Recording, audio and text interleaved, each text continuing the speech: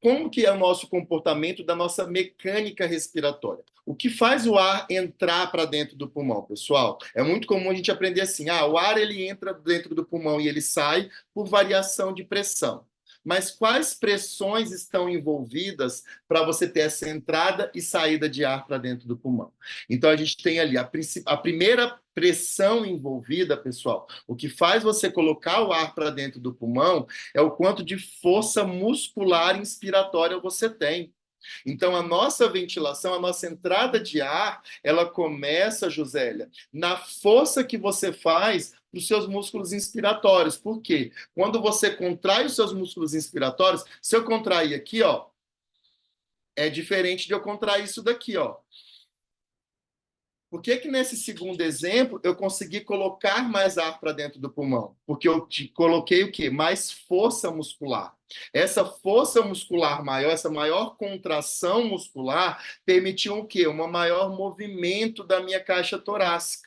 Movimentando essa caixa torácica ali, porque os nossos músculos, eles são originados, inseridos no nosso arcabouço ósseo. Então, isso faz com que você tenha uma maior variação de pressão pleural. Você está afastando mais esses folhetos pleurais parietal e o visceral, fazendo com que essa pressão pleural que estava negativa, ela fica mais negativa ainda, onde a pressão do alvéolo fica menor que a atmosférica, fazendo com que você tenha a entrada de ar para dentro dos pulmões. Então, é isso que acontece. Então, na inspiração, você precisa contrair os músculos inspiratórios, uma vez que essa contração muscular negativa essa pressão pleural, que já estava negativa, fazendo com que a pressão alveolar fique maior que a atmosférica, okay? Fica menor que a atmosférica. O ar entra. Durante a expiração, você vai tendo a desativação dos seus músculos inspiratórios, o recolhimento do gradil costal, essa pressão pleural, ela vai ficando menos negativa, onde e com esse recolhimento elástico do pulmão, faz com que a pressão do alvéolo fica maior que a atmosférica, e aí você vai ter a saída de ar para dentro dos pulmões. Em uma outra forma de gráfica, aqui é o que eu falei para vocês através de uma outra imagem. Então, aqui a gente tem um gráfico de volume, um gráfico de pressão pleural, um gráfico de fluxo expiratório e o gráfico de pressão alveolar. Aqui, pessoal, essa pressão alveolar, ela não é que ela é negativa, não, viu, pessoal? Você nunca vai ter a pressão dentro do alvéolo negativa. É a comparação dela com a atmosférica. Quando você tem a pressão alveolar menor que a atmosférica, ok? Você tem a entrada de ar para dentro dos pulmões. Então, durante a inspiração, então esse azul aqui é a fase ins, o branco é a fase ex. Então, observa que aqui, ó, no nosso ponto de repouso, CRF, você não tem o volume pulmonar ali, está zerado. A pressão pleural de -5. O fluxo zerado, então não está nem entrando nem saindo ar, e a pressão alveolar está igual à atmosférica. Aqui, ó.